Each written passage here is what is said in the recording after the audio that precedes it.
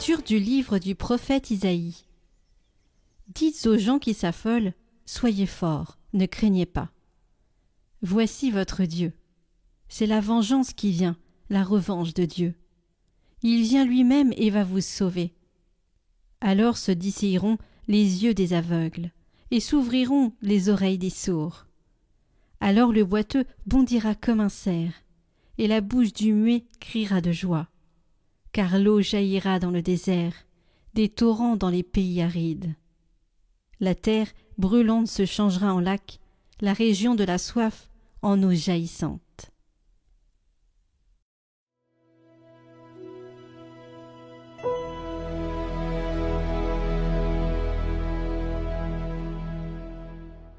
Je veux louer le Seigneur tant que je vis.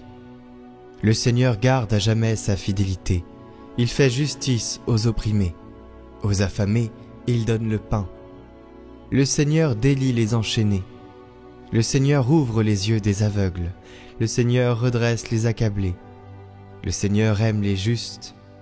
Le Seigneur protège l'étranger. Il soutient la veuve et l'orphelin. Il égare les pas du méchant.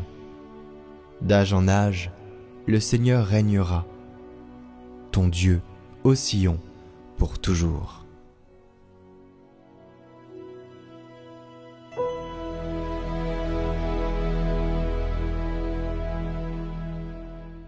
Lecture de la lettre de Saint Jacques.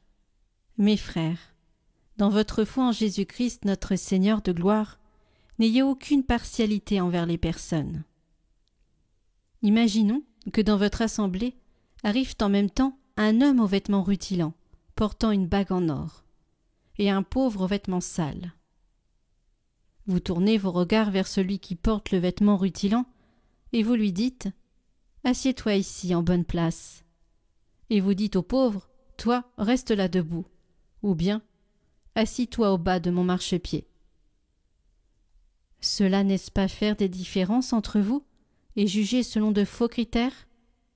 Écoutez donc, mes frères bien-aimés. Dieu, lui, n'a-t-il pas choisi ceux qui sont pauvres aux yeux du monde pour en faire des riches dans la foi et des héritiers du royaume promis par lui à ceux qui l'auront aimé?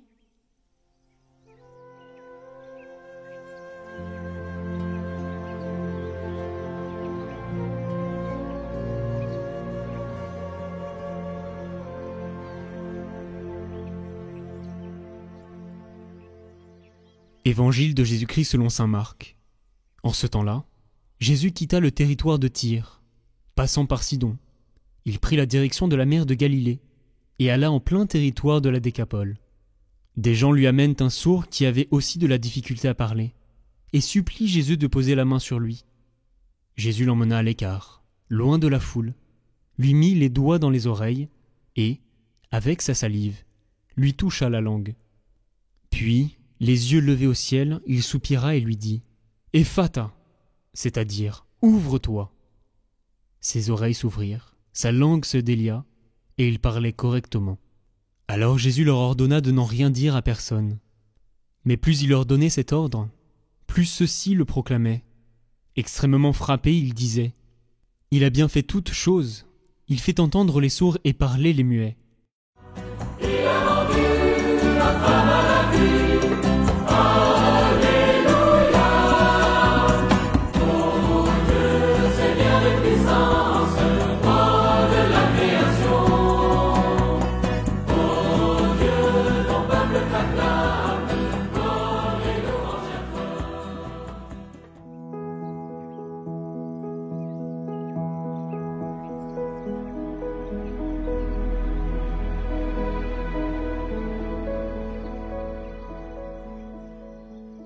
Chers amis de Catoglade, bon dimanche. Dans l'évangile aujourd'hui, Jésus, en territoire païen, guérit un sourd qui avait aussi de la difficulté à parler. Ainsi cet homme est quasiment privé de relations sociales. Il n'entend pas et ne peut pas bien parler. Cet homme païen, sourd, quasi muet, est dans l'évangile un symbole de l'humanité au pouvoir du péché, figure de la création de Dieu défigurée. Jésus vient restaurer la création abîmée il vient restaurer l'homme dans sa dignité originelle. Reprenons les étapes du récit avec cette perspective de création, péché, rédemption. Que demande cet homme sourd-muet à Jésus ? Eh bien, rien du tout. Ce sont des gens, nous dit l'Évangile, qui l'amènent à Jésus et le supplient de poser la main sur lui. L'homme lui-même avait peut-être fini par s'habituer à sa surdité et son mutisme. Il n'était plus lucide sur lui-même, sur son besoin de guérison peut-être. Ou bien son espérance était morte. Il ne croyait plus pouvoir être guéri, il ne le souhaitait plus, n'en éprouvait plus le besoin. Il s'était accoutumé à son mal-être et vivait avec sans plus pouvoir avoir la volonté de changer. Et c'est son entourage qui a fait pour lui la démarche. Peut-être qu'elle souffrait aussi de ses déficiences et souhaitait pour lui et pour eux qu'il en soit délivré. Voyez l'importance de la communauté, l'importance d'être entouré de frères et sœurs qui prennent soin de nous et qui veulent pour nous notre bien.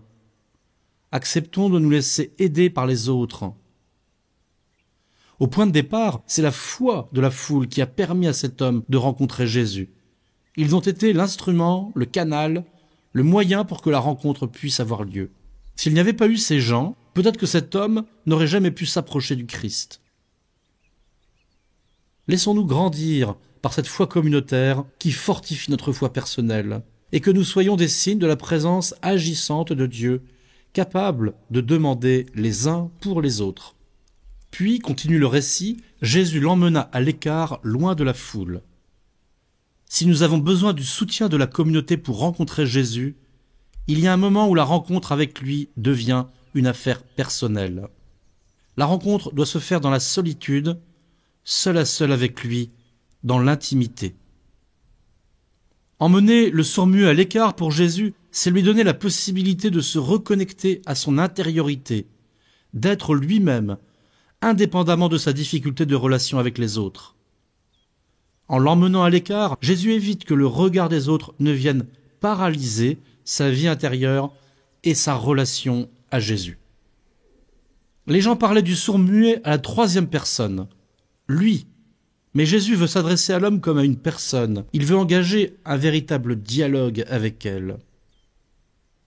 Chers frères et sœurs, Jésus aime nous emmener à l'écart pour œuvrer en nous. Pour toi, quand tu veux prier, dit Jésus par ailleurs, entre dans ta chambre la plus retirée, verrouille ta porte et adresse ta prière à ton Père qui est là dans le secret, et ton Père qui voit dans le secret te le rendra.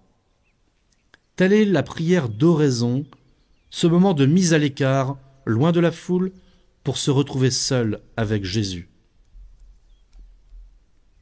Jésus lui mit les doigts dans les oreilles et avec sa salive lui toucha la langue. Puis les yeux levés au ciel, il soupira et lui dit « Ephata », c'est-à-dire « ouvre-toi ». Il est intéressant d'abord de voir que Jésus ne fait pas ce qu'on lui demande. Les gens suppliaient Jésus de poser la main sur lui, et Jésus fait autre chose. Il l'emmena à l'écart loin de la foule, lui mit les doigts dans les oreilles, et avec sa salive lui toucha la langue.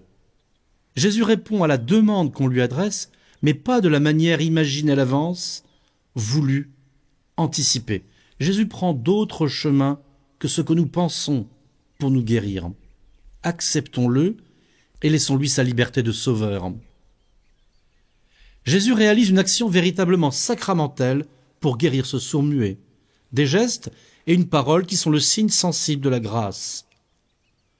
Pour guérir sa surdité, Jésus met le doigt sur son oreille. Pour guérir son mutisme, Jésus lui touche la langue avec sa salive, restaurant en lui la faculté de parler. Puis dit le texte, Jésus lève les yeux au ciel et soupire. Les évangélistes rapportent à plusieurs reprises ce mouvement familier de Jésus d'élever les yeux au ciel. Le prêtre le dit dans le canon romain, la prière eucharistique numéro 1, et élève lui-même les yeux au ciel en le disant. La veille de sa passion, il prit le pain dans ses mains très saintes, et les yeux levés au ciel vers toi, Dieu, son Père Tout-Puissant, en te rendant grâce, il le bénit, le rompit, et le donna à ses disciples en disant « Prenez et mangez, ceci est mon corps ». En levant les yeux au ciel, Jésus se tourne vers son Père et lui demande d'agir lui-même en lui. Il s'offre à la puissance du Père pour qu'il se saisisse de son humanité de Fils incarné et agisse par lui. Comment le Père répond-il à la prière de Jésus ? Il envoie en lui son Esprit Saint. Et le soupir de Jésus, après avoir élevé les yeux au ciel vers son Père, c'est l'émission du Saint-Esprit, l'agent de la puissance divine dans les sacrements. L'Église répète les mêmes gestes au baptême lors du rite de l'Ephata, qui est devenu optionnel.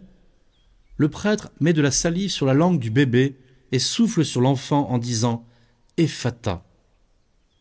Pour que les évangélistes aient gardé le mot araméen, il faut qu'il ait été transmis par les apôtres comme une parole efficace, sacramentelle.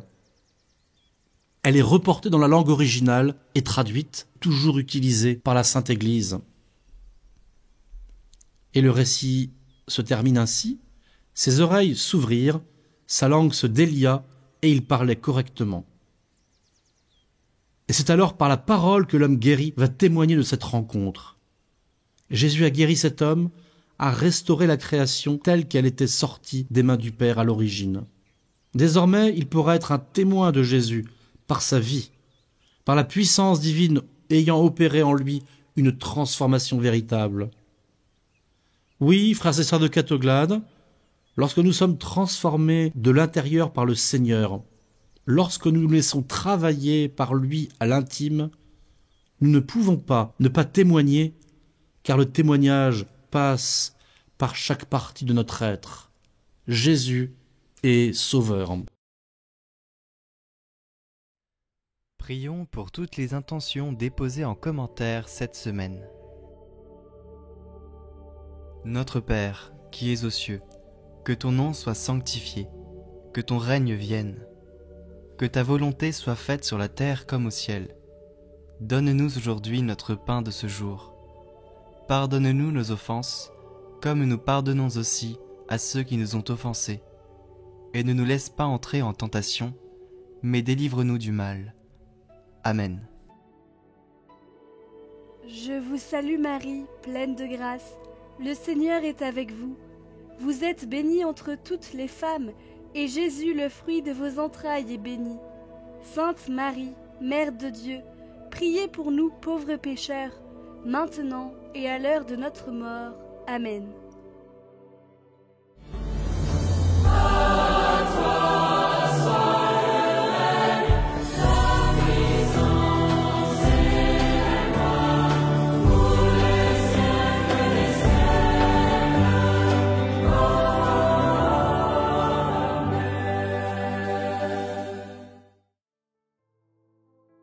Retrouvez le chant du jour en lien en haut à droite et dans la description.